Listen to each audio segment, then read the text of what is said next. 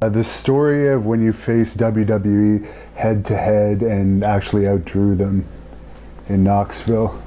Yeah, in Birmingham. Or Birmingham. Birmingham, okay. Yeah.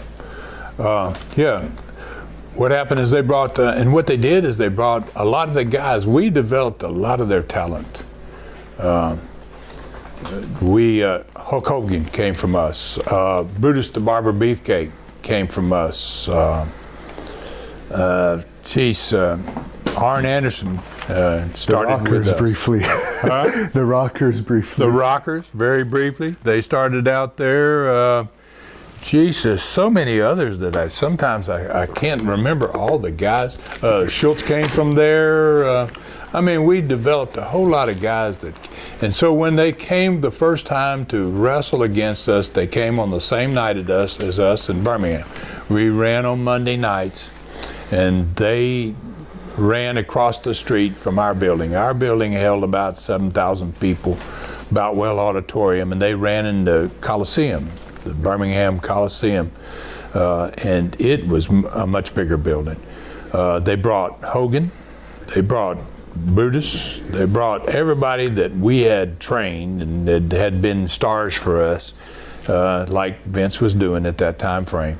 And so my brother and I sat down and talked about it and said, we don't want them to come in there and do worth their crap, and what can we do? So we had done these 2-ring battle royals annually once a year, and we normally would raise the price because it's a pretty spectacular event.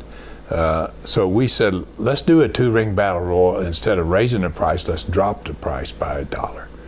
So by doing that, and we're running head to head with them, we get our match started about it's full.